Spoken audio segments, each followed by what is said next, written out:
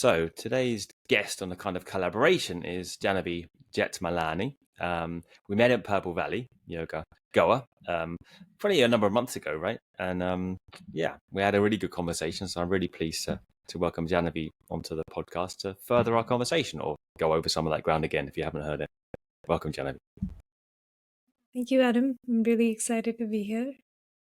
I think I'm excited. I was always slightly trepidatious about these kind of conversations because Jahnavi's a point of topic, and I think we, at a certain point, kind of had it a little chat over the buffet at dinner time, and we were talking about yoga and what it means now, and possible appropriations in the West of yoga. And so it is a controversial subject, but I think it needs more airtime. And today we're going to talk a little bit more about that, based on Jahnavi's questions that she originally formulated at Purple Valley that we went through. So you can also see that recording on Purple Valley's website, I believe, that we did that little conversation, and we're just going to give it another go and see what happens this time. So, Jahnavi writes the first, how do we balance, and this is the introduction, how do you balance the sincere and authentic transmission of yoga teachings with the need to adapt to the modern context of the modern human, or to the context of the modern human? So we have two things there, I suppose: the transmission of yoga teachings authentically and the modern human. Right now, looking at that today again, I just kind of immediately two things jump out, which is really the fundamental question: what is the authentic transmission of yoga? Like, what is the authentic yoga? And secondly, what is the modern human? Have you got any opening thoughts there, Jahnavi, on the authentic yoga and the modern human? Yeah, I mean, it's difficult to explain because I don't think there is like one form of yoga that is authentic.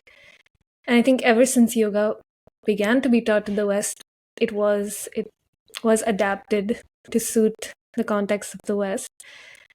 And I think that's a perfectly fine thing to do, to make yoga relevant to the current context in which a person is, because it's really like the idea of skillful means like whatever gets the student to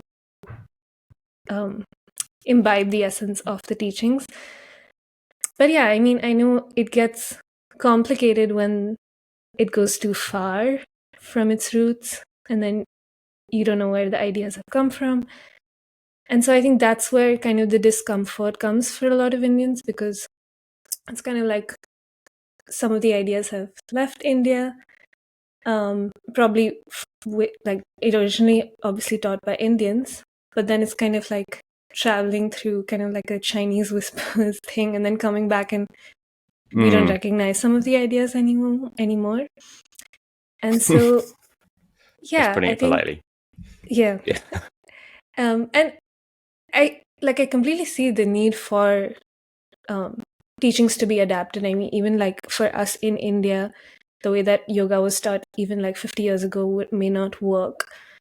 But yeah, there is definitely a discomfort, and I have a hard point even like pinpointing what it is in the things that I see. But yeah, hopefully we can kind of speak about what that is, and maybe what are some of the ways we could like move towards a more authentic expression, whatever that means for I mean, I think that's the $1 million question, really, isn't it? I mean, like the excellent book and the interviewee guest that I actually had, Anya Foxon's book, Is It Yoga? I think was the title of the book. And because, yeah, I mean, you know, if we can pin down what authentic means, then we're pretty much, you know, a long way along the journey. And I mean, I can do a little go. And first of all, though, I'll tackle the modern context of the human, or the context of the modern human, and say that one thing that's really changed is that we wish to know ourselves much more dynamically. I think this is a really most obvious point of the modern context of yoga, is that if there was a tradition of asana before, it was definitely more about doing something in stasis, you know, holding one's body part against the world, or being as still as possible, or, you know, I mean, the asanas were, as we well know now, static until the start of the 20th century. There wasn't really much movement. You know, maybe 1800s, the Sri Tapanidhi, we start to see some possibility of dynamic movements coming in. But, you know, it seems like the modern human is a much more dynamic kind of creature than the old one was or wanted to be. So maybe it's something to do with dynamic kind of embodiment rather than disembodiment, which was definitely more the context. If we look at the Patanjalian idea of yoga, it was definitely a kind of up and out idea. You did something and you escape. If you look at, I've just been, I love the Bhagavad Gita actually more than the Yoga Sutras, as most people know, but I was looking at the Bhagavad Gita again today, and definitely in there's this idea still of transcendence, ultimate resolution is always to try and disattach oneself to the degree that one has no karmic attachment to the world and ascend into the realm of the gods or whatever chosen realm that is for you, Brahman or Krishna's realm or whatever that is. So yes, there's kind of wish to kind of disyoke rather than to yoke. And now, in the modern context, we know, everyone from, every yoga teacher, well, every yoga teacher, but most yoga teachers will say yoga is union, which definitely conveyed to me originally like an idea of greater embodiment of my individual self, as rather than the wish to detach from that. I think so. A little. I mean, I feel like the way that I see it is that it's kind of a bit of a contradictory thing, that you go into the body and into the breath, and then at some point it's about transcending even that. But I don't think, like, at least from when if I were in a practice and trying to achieve that state, it's very counterproductive. So it's kind of like going into the body in order to go beyond the sensations, but I feel like it's both, and it is like a union and a detachment at the same time. And maybe that's what they're trying to get at, like when they say union. I think, first of all, if we just ask people just to take a static asana or just simply sit in meditation, it's increasingly unlikely, given the kind of nature our lives are going in, that we're going to do that. So I think, pragmatically speaking, first we have to meet people where they're at, which is at a level of frenetic action, let's say, whether, that's concentrated or distracted. It's still a very active state of being and mind that we have these days, and body. So I think, to meet people there is an obvious change that I think the method of yoga has incurred. But, I think it's undebatably, helpful.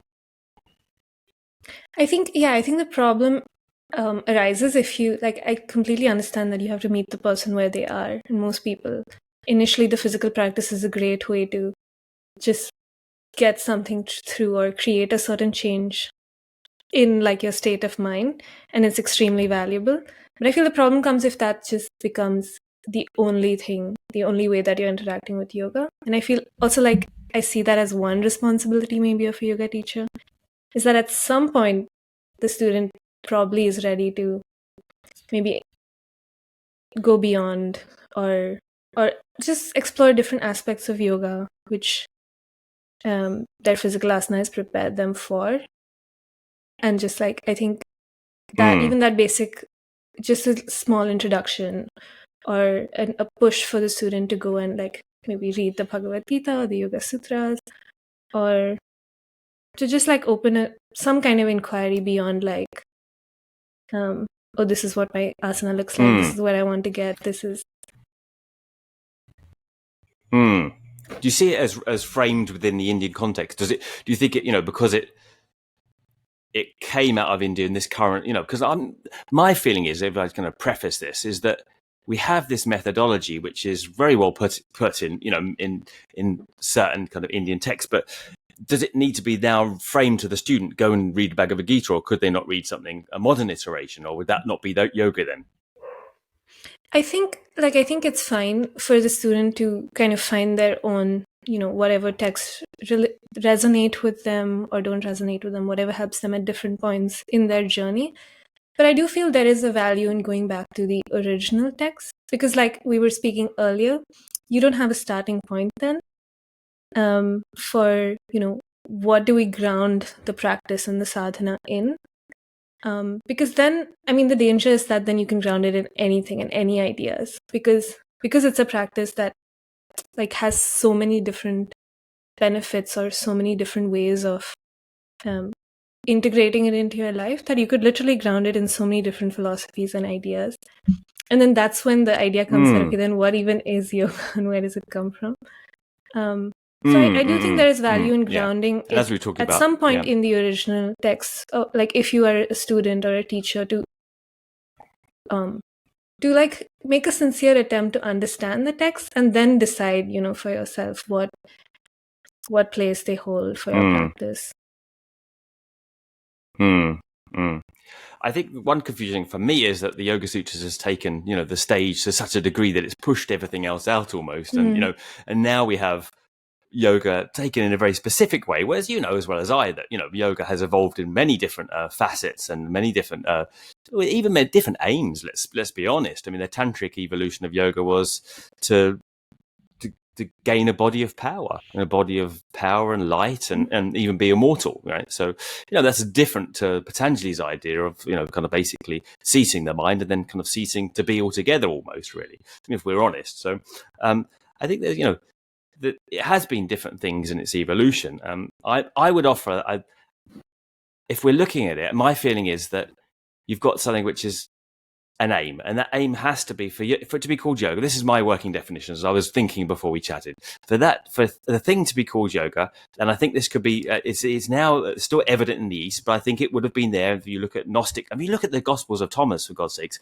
I mean, it's remarkable what he's saying in terms of karma, reincarnation. Everything's exactly the same, but most of the teachings have been lost, right? So I think the teachings are universal, and they're defined by the belief that material action in the world will never get you the satisfaction or the happiness that you actually want, right? So there's something inside you're looking for. That experience is essentially not excitement or desire or pleasure, but peace. We are biologically or metaphysically hardwired to wish for peace and not excitement, right? Or not the fulfillment of a desire doesn't work, right? So you're looking inside, not outside, right? You have higher aspirations than simply pleasure, right? Seems obvious, but for most people, like, it's not an obvious thing, right? Like, you have an aspiration for truth or peace of mind or clarity of consciousness, something other than just simply like, or wouldn't it be great if, this or that happened in my life, and this is bounded by a method of concentration, basically. All yoga techniques come back to restraint, like, whether you restrain the senses, doing it in physical manner, whether you concentrate the mind, doing it with jnana yoga, whether you concentrate the mind, doing it with bhakti yoga, they all come down to restraint and the concentration to restrain the senses of the body. So something which links the body and mind together, which is then takes it out of the realm of modern Western thought from Socrates, from ancient Greeks onwards, which is just like, well, you look at the mind and prima facie, like, objectively the mind sees naturally clearly. And if you don't see clearly, you're not seeing rationally, but everyone can see rationally straight away. Whereas the difference in the yoga teachings for me is like, well, actually, no, the mind doesn't see clearly. And it's something to do with the body that's obscured the light of the mind seeing clearly. So you have to do something to link the body carefully with the mind. So the body energy is the thing that starts to shine its illumination on the mind. So for me, I mean, I feel then that does not necessarily need to be couched within the context of even Indian yoga texts, unless we can find, and their text, not to say I would avoid them. I mean, I like the Bhagavad Gita, for example. It's a clear enunciation of that. But I could also use Western texts to find aspects of that. I don't necessarily need to situate it back. I mean, I think it's respectful to say, well, this is the roots of it. This is where it's come from. This is the different manifestations of this tradition that you're practicing now. But I don't know whether I would say to a student, well, you have to read the Yoga Sutras and the Bhagavad Gita to do this. I mean, I kind of feel that one could do it without the sectarian trappings. If one wasn't interested in that, for example. Yeah. Well, I mean, then my question to you would be then, it's like, so if you feel that you can do the yoga sadhana, say without, really looking at any of the original texts, but then how do you know that those original texts are in line with what the sadhana is supposed to be? Because you have an original idea, right? Like you mentioned about it being specifically a mode of inquiry into the mind through the body and the breath and through concentration. But even those ideas are like all coming from the text, right? Like, where do we get those? Where do we get, like, sure, our practice is helping us actually experience that. But in order to even know what we're supposed to be trying to do on the mat or on our meditation cushion, like, the texts help, right? So it's kind of like you need something to say that, okay, this is what yoga was originally intended to be. And then you can look at even Western texts and say, okay, this is a helpful way to look at one of these ideas, or maybe this articulates it better, or it helps me integrate it better in my modern context, whereas these texts were written hundreds of years ago and maybe it's not as but like like just going back to what I said, it's just the starting point, because where do you find because I mean, and that's again something that you do end up seeing with a lot of yoga teachers. And I don't mean to say that I honestly think that most yoga teachers, at least that I've encountered, are sincerely engaging with yoga in a kind of like truthful way. But in the moments that you do feel uncomfortable, is that you feel like some teachers or some practitioners are not grounded anywhere.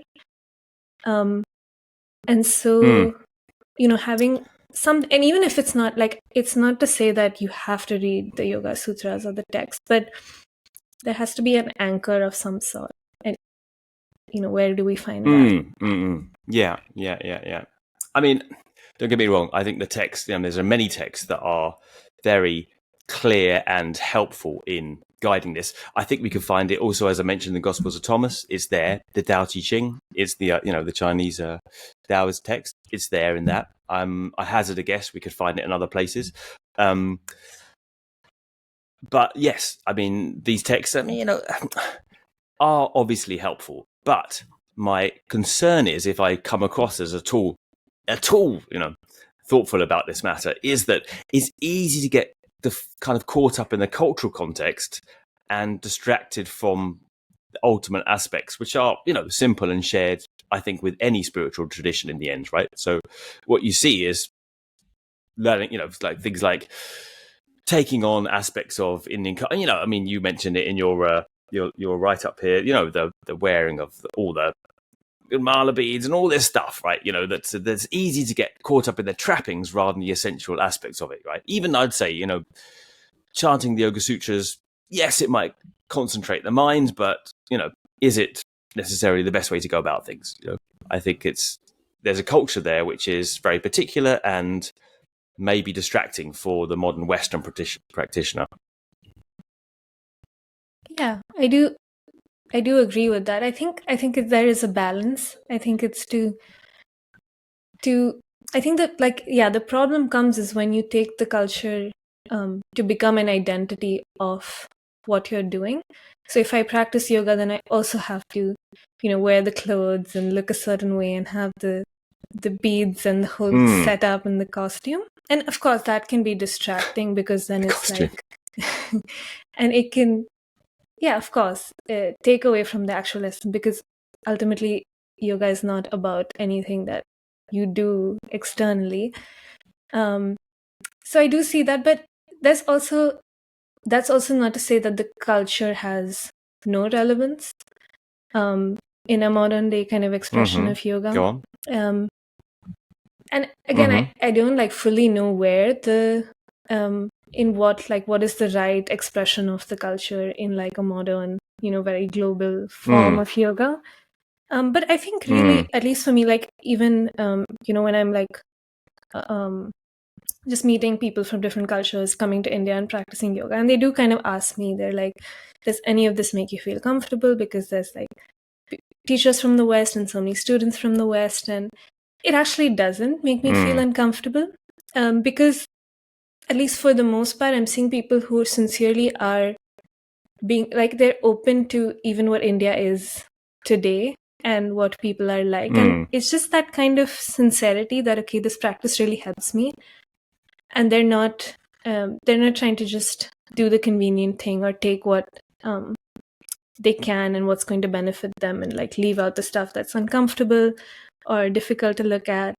So in that sense, I think there's not a specific form of expression that I think we would be looking for, but just that sincerity of wanting to know and being open-minded, and just respectful. I think it's really more like a mindset and a kind of way that you approach everything. And it's very easy, this might sound vague, but it's very easy to see it on a person if they have that slight arrogance towards the culture or the people, or they don't. And so I think I think, yeah, it's not really about taking on elements of the culture, but it's probably just about like treating the culture with that kind of gratitude. And yeah, and again, like knowing where your ideas are coming from. I think that's also important. I think if you do genuinely do a yoga practice long enough, and if it touches you in some way, I think like that gratitude and sensitivity is just a natural outcome of it. To just be open to different forms of different ways that yoga might be practiced in a different culture. So I think it's really just that we're looking for, that like just that, to remain sensitive and don't feel like your version of yoga is the only version of yoga, or that because then that can become a little bit of an arrogance, which isn't taken well, obviously, by Indians.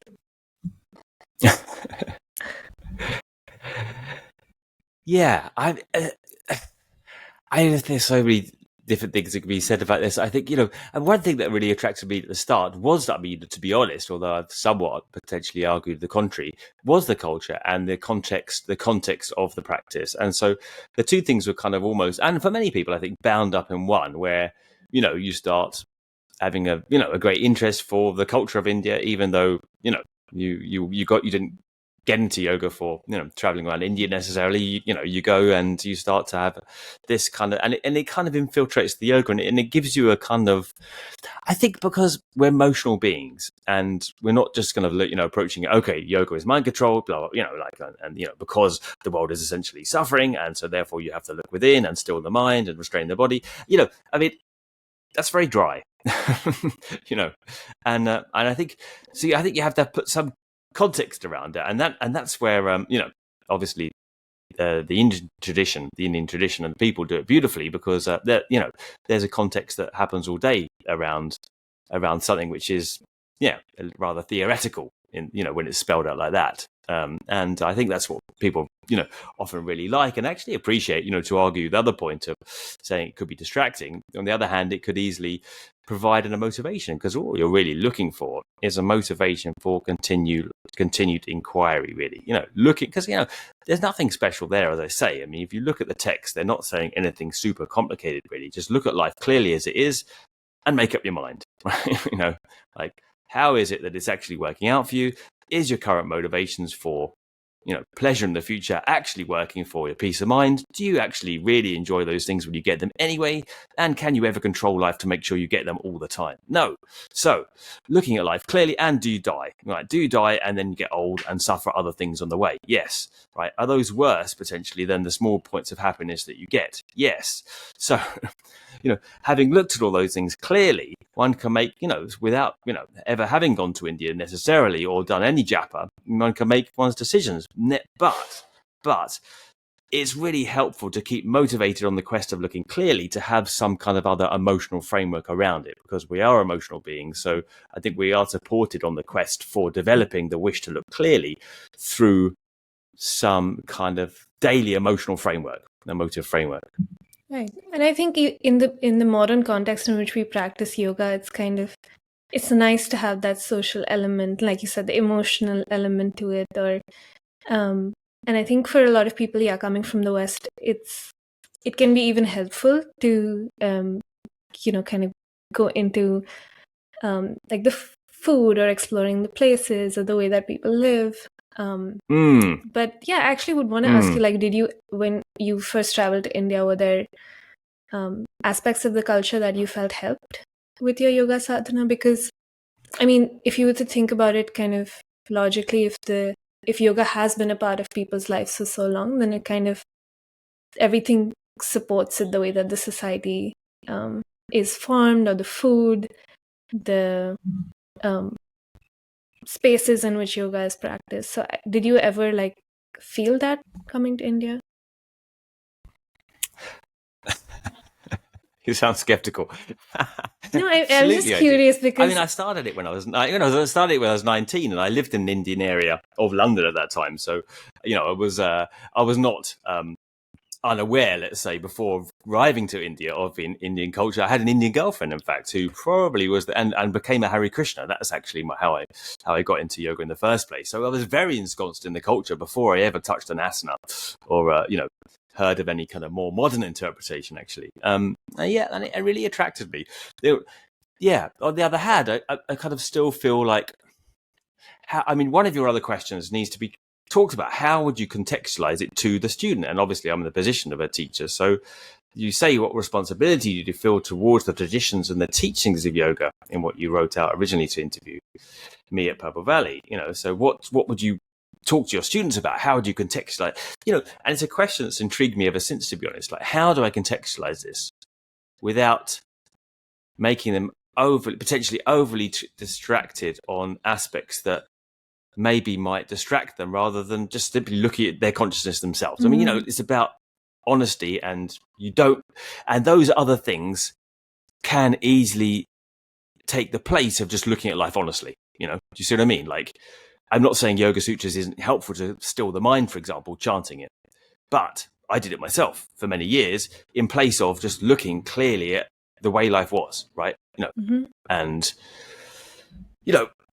so yeah, I don't think there's any easy answer, and I haven't arrived at a conclusion as to how I might, frame the practice with students. But you definitely don't want to say, well, look, is life suffering? If yes, you can continue with this class. If you're just looking at yoga asana for pleasure and for accomplishment to post on your social media, well, you may as well just get lost. You want to say that either, because the whole point is we come to yoga needing yoga. The whole point is that we come to yoga not fully formed, kind of having mistaken, and ideas about what it is, using it for our own means, using it for our own purposes, right? Like accomplishment in life, whether it's power, money, or fame, whatever, those three, basically. How do you not say, well, you can't practice yoga here, but on the other hand, gently, lead the conversation to a deeper plane, right? Right.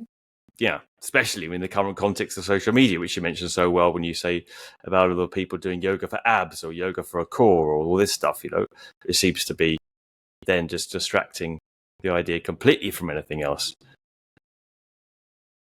Yeah. Yeah, and I think maybe to even define that question, like what I meant maybe more clearly.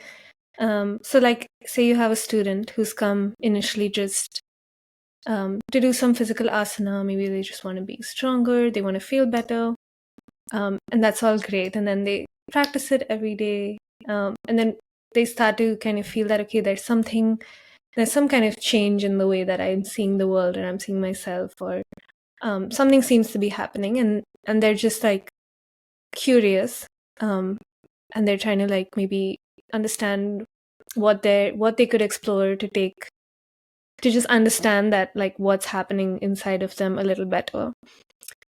So then, how would you approach that situation or a student?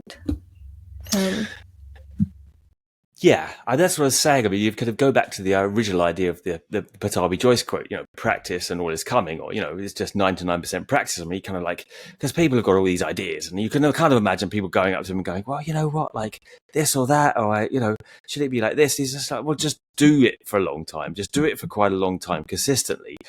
And, that's why Iyengar started it as well, because you've got this, to use the Patanjalian model, you've got the third limb as asana. And the idea is, you purify the doors of perception, as Aldous Huxley says, so the mind can see clearly. Because the mind doesn't need to see anything particular. It's not any extra super knowledge that's coming down in the world of yoga that's beaming down.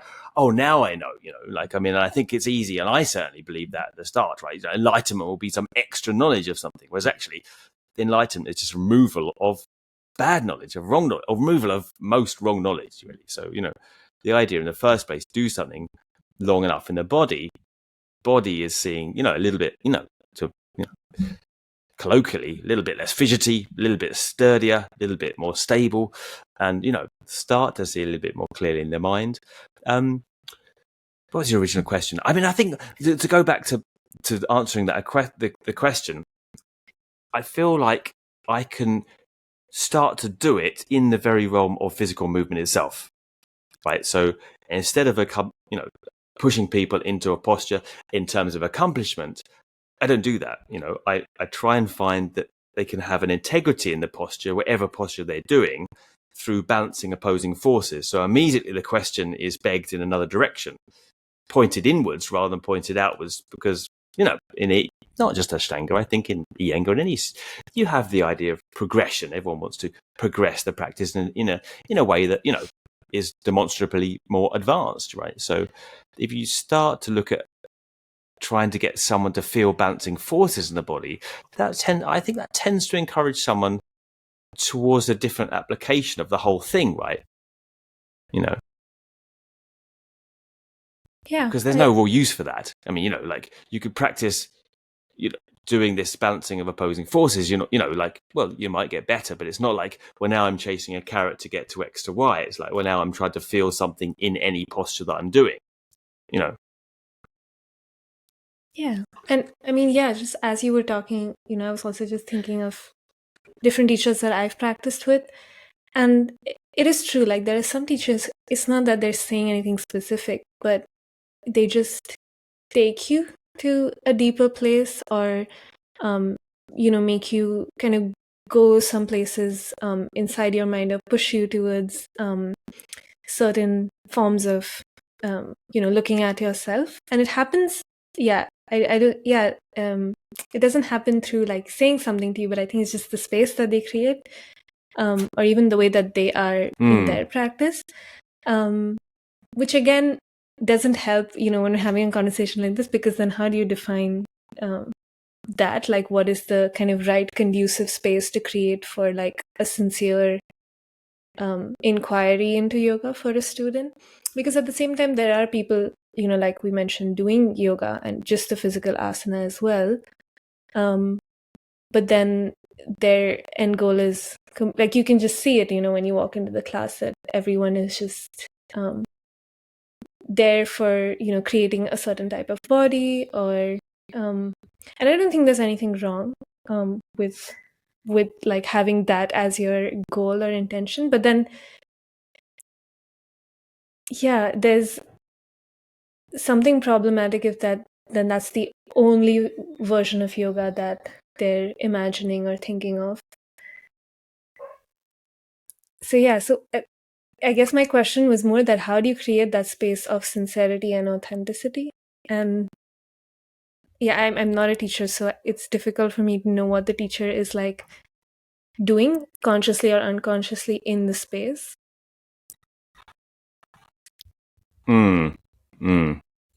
Especially when it's so, I mean, this particular yoga is just so exclusively physically based, without any recourse to doing yoga philosophy at the weekends, or chanting class or whatever, pranayama classes. I kind of feel if you move the body long enough, it begs the question, really. I don't know. I mean, you know what? Even the kind of bros, right? The gym bros, right? They're doing these days, right? Even they are starting to speak about Marcus Aurelius and this kind of thing, right? So I think that, if you do something physical with the body, it will raise questions, right? And then, as you mentioned, there's the nebulous thing of how the teacher somehow supports the space for inquiry, which, yeah, is a question that's difficult to answer other than use more ambiguities, like it's something to do with their energy or something, whether they encourage further inquiry or whether they just encourage further dynamism in asana. Not that they're necessarily mutually exclusive either. Yeah, I think again it just comes down to their personal relationship with the practice and their sadhana and what it means to them. And I think, yeah, for me, more and more going into it, what authenticity means for me is like a kind of truthfulness, that I can see that the person is aware of why they're doing this, why they want to teach yoga, why they want to learn yoga. And there's a sincerity in them that, like, at some level they're doing it because it's giving them something like deeply personal. Even if, of course, you're also doing it like to make a career out of it or to reach more people or all of those things. But there's that internal, like, just sincerity or some kind of like transformation that has happened in that person, and it just probably reflects as more authenticity when they teach. I suggested that someone, if you move your body for a long enough time, it will throw up a question. It will throw up the question that there's something more. There's something more going on. And I suggested that even people going to the gym start to get their hands on Marcus Aurelius. That's a popular one for the gym guys, like Stoicism, that kind of, right? So very similar without any religious kind of, flavorings, let's say. So it kind of begs the question, and then it's a question of how the teacher holds the space, which is a bit of a nebulous one, because to encourage further inquiry or just to encourage further progression and kind of, politics, getting more, I suppose you can get more heavily ensconced in the politics and dynamics of the particular establishment in which you're practicing, albeit Ashtanga or Iyengar, or I'm sure every Bikram, or everyone has their their gang and their group, and you can go one way or the other maybe, but I think if you move the body long enough, it will ask quite certain questions of your mind inherently, and part of that is that maybe it does its job in the end. Like if you just stick with it long enough, like I always think that it'll tell you in the end, because you pass through the realm of pursuing it like some kind of accomplishment and in that manner, and then it just kind of points these things out, because then you get injured or you get disappointed. And if you carry on at it, I'm kind of optimistic that you'll arrive at a deeper appreciation of it. I think so. I think for sure there is something as a deeper methodology, yeah. I think there's something to movement in and of itself, like opening an inquiry in the mind, because you can't do something like a movement practice in and out and master it without mastering, obviously, some of your emotions, without wrestling with your attachments, your cravings, and all of that. So I do see for sure that any type of movement can lead to that kind of journey with the mind and with habit patterns. But I also don't know, I think there would be limitations also to it, because I think it's also the will of the person matters. So I think at least when you're going into a yoga class, there is, or if you're like practicing yoga for many years, I think the intention carries through very strongly into the sadhana, and then that comes back as a certain kind of transformation. Because I think, at least with yoga, people kind of can use it as a way, or it becomes a means to completely overhaul like your relationships, the way that you encounter all situations in your life.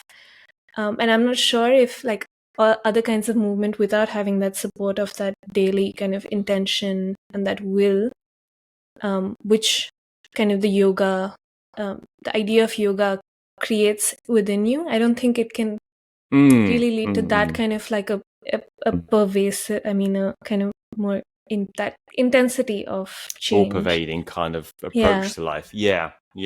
I think you've hit upon a good point there. Essentially, as much as I might argue the toss, you have something in India like a dharma, like a dharmic approach to life, which is all-encompassing. That you start off in the morning and you finish when you go to sleep, and then you repeat the next day. It's the whole thing is a way of leading life with a certain, or trying to develop a certain attitude towards it, because inevitably we're all human. We all have personal and selfish aspirations towards life as well, due to having an individual body. We can't help it, but with the understanding continuously morning and night that you have these practices. And I think that's where everyone must admit that the current modern way of taking yoga, not just in the West now, but outside India, is that we're devoid of a culture of daily ritual and daily a daily attitude that spans the whole of life.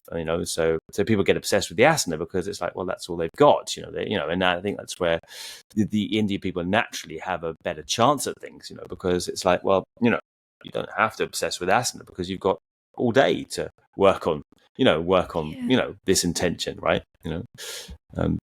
So yeah, it's a little bit unfortunate, and that's why people take on the Indian perspective, Indian methodologies of leading daily life, because they're there, and they are an easy guideline to take on. And I think they work for some. I don't know whether they need to be there for everyone, but I think we just don't have any, with food, with saying the different prayer, everything, So it is a real crying shame that it isn't, the asana part isn't situated in a wider context. And I often write about that, Yeah. On the other hand, I kind of feel that the aspiration you mentioned, the building of motivation, is not a prima facie. You can approach it with the right attitude. I think that the whole point of the practice is developing your attitude, right? From multifaceted, like I want a bit of truth, but I also want a better body, and I want to, get more money because I'm, a great teacher, and I think it's balance. Practice, and it's gradually, like whittling this away, so the motivation is deeper and deeper, or purer and purer, But I think that comes through yoga itself. It's not just like, I think that consistency is a part of it, but consistency for a whole daily practice is where it falls down outside India. Yeah. And I also think kind of the difference probably with other movement forms, say like going to the gym, would be that I think mastery of the mind is possible in probably using many different methods. But then I think with yoga, it's also about to what end do you use, like once you have mastered the mind, what do you use it for? Because I mean that kind of single pointed focus or that concentration, like you can use it to achieve, you can use it for any end, right? But in yoga, there is also that emphasis on, how do you lead your life? How do you interact with other beings around you? And that kind of more moral, like value system that comes up around it, which I think also, is a difference. So at least like what the text would say is that you can't really establish proper yoga sadhana without like, following the yamas, the niyamas, and this kind of like more like grounding yourself strongly in a certain value system, which is like essentially like just being one of compassion and I think that is also how like the movement itself probably is different. Because yes, you are still doing a physical practice, but at some point, if you are you are inquiring into yourself about like how you want to approach other people, how you want to create relationships, or looking at negative emotions inside yourself, then it's going to probably come up in a different way during that movement practice. And I think that is also probably what sets it apart. Yeah.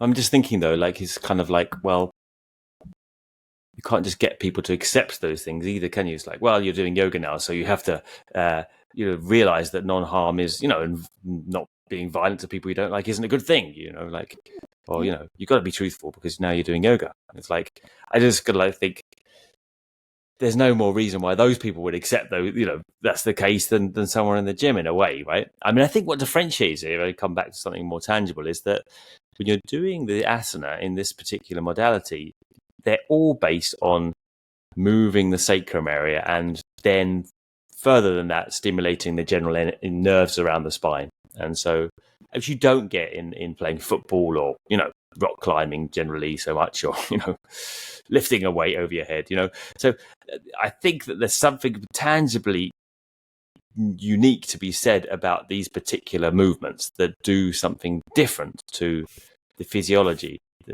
of the body that are then lead to different results, I think, in terms of mental conclusions, right? Yeah, definitely. I would agree. And also, the breath, I think, there are other movement forms that can use like this kind of combination or this coordination of breath and movement. But I think yoga for it, it's kind of like the essence probably of a physical yoga practice.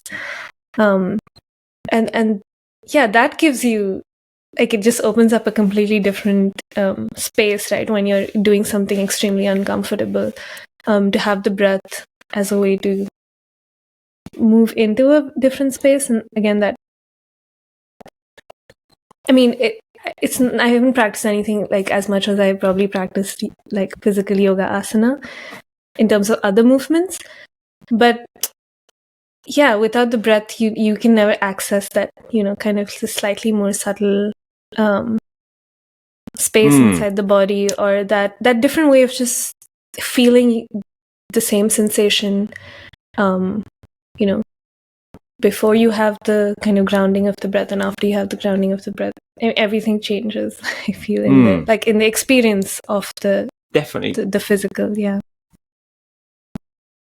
Definitely, I mean, I would say the two things. One, freeing of the breath, right? So generally, the breath is restrained, is constrained, restricted, suppressed through residual tension, very deep tension patterns in the body. So a freer of the breath. And second, as I mentioned, stimulation of the nerves of the spine. Stimulate the nerves of the spine. If you start to do any of those advanced asanas, I can tell you this for nothing. In the advanced series, right? Use like leg behind head again and again and again. It is emotionally a headfuck. It does something to your mind that I never got when I practiced taekwondo and karate for many years. I was, very into a number of different kind of thoughtful, let's say more thoughtful versions of exercise, I do think that's what singularizes it out. And then from there, I think consistently, if you do something consistently with over a long period of time, that is stimulating the body in such a manner, then I think that, a thoughtful teacher would have had that experience as well and be able to contextualize that for you, right? But, right. I mean, now we're kind of going over the same ground, but, nevertheless, I think definitely some food for thought. I mean, your last question, you say about the trap of authoritarianism within the yoga world. So it's easy to say, well, yoga has to be taken this way, and you have to practice it according to this methodology. You have to practice yoga sutras. You have to accept that it is this, and well, as it spreads out of India and becomes its own thing, and is popularized and so helpful to many people, it also does. It's a shame that you say, well, yes, on one hand, it's diluted down, blah, blah, blah, it's appropriated, it's disrespectful. But on the other hand, there's a whole bunch of people that would never have been introduced to it if it was, you have to have this worldview, you have to do it in this particular way, you can't, do you know what I mean? Like, so it's a double-edged sword in a way, perhaps, in terms of how or categorically authoritative in terms of how to introduce it and conceive of it, convey it to other people. Yeah, I agree. I mean, even if you were to look at some of the bigger teachers who went from India to the West, I mean, the one that I've actually I know about is say Paramahansa Yogananda, and when he went to the US, he kind of taught a lot of he based a lot of his teachings within how people are already practicing Christianity there, and today you can even hear their chants very much have this kind of Christian influence, and I think that's perfectly something that makes sense, right? That because yoga is again not about having a certain kind of belief, or it's not dogmatic at all, right? So it's about whatever gets you to open that mode of inquiry within yourself, and whatever is gonna do that for that person within that particular context is good enough. But I think what happens though is that when those people also then start to practice yoga in that form, and then maybe more people in the West are kind of creating their own version, or just evolving that version of yoga, and then that becomes the dominant conversation, and then for people from India to think that, okay, what, we don't recognize that at all. So I think that's where it can sometimes go too far, and I think it's essentially, I think it's a question of representation, probably, because it becomes that becomes a dominant kind of form of how yoga is represented. It's at least on the internet, it is quite dominated like by the West today. And then, yeah. So I think it's just the West is just lazy in thinking of more terms, really. I mean, they should just call it different things. It's like, call it different things what they're doing. Let's use yoga again for it. I think that's one thing. And then the other thing is like, well, there's a lot of trappings. I mean, this is what I find offensive. A lot of Indian trappings and then nothing behind it. So it's like, well, if it's... Yeah. I mean, like one, like that's annoying. Like, like wearing all the stuff and blah, blah, blah, but not actually talking about, okay, what is the method? What is the aim? And what is the means, that's where, you're just using a culture for your own sake. Then, it's just, there's no wish to convey an aspect of the deeper teachings to it, which, as I say, I still believe can be sectarian, not sectarian, but culturally inspired or within one's own culture. I mean, Patanjali said the same, right? You can practice within your own culture or wherever God you fancy, and said the same in the Bhagavad Gita. So there's always been that understanding that it's a universal method. It just happens to have been well preserved in within the geographical place that you're coming from and speaking from. Yeah, and I think it's just probably just about being very aware of why you're practicing this. Why is your teacher teaching you in a certain way? What is the intention of the practice at all, and how is everyone treating it? And I think it's enough if you're just aware of some of these questions. I think I think it kind of takes care of everything else. Because like you said, like in for a lot of representations of yoga, there's nothing behind it. It's like, okay, I have the mala and I'm chanting the mantra, but there's nothing. It's very superficial. But then also, what do you back it up with? Because there isn't one thing, right? There isn't like one way of understanding yoga or one text even, or any kind of like you can't narrow it down to anything specific. And I think that's probably how the problem originates. But it's also wonderful because then it can't really become very authoritarian and it can't become a dogma. Or it's harder to make yoga philosophy into a dogma, into like, this is the only way. But then the challenge also becomes then, how do you why is one yoga problematic and more disturbing or maybe offensive, and one form not? So I mean, what I see now is the unfortunate creeping in of the dogma of this idea of, yoga has to be about chitta-vritti nirodha, otherwise it's not yoga, and it's like, well, that's one flavor or way to say it, and what does this mean in the first place, right? Like stopping the mind or, cessation of the mind or, so that's, I think that's the problem that I foresee, rather than say reframing it upon the lines of Ramana Maharishi's question, who am I, which is much more open-ended in certain respects. And, I'd probably be more comfortable with that. Like the question of asking, what am I here and what does it mean? Or, what is consciousness? Or the old-fashioned, what is truth? Or, what is the meaning of life? It's like, these are questions that seem kind of a little bit postmodern naive now, but, that's the bottom line here.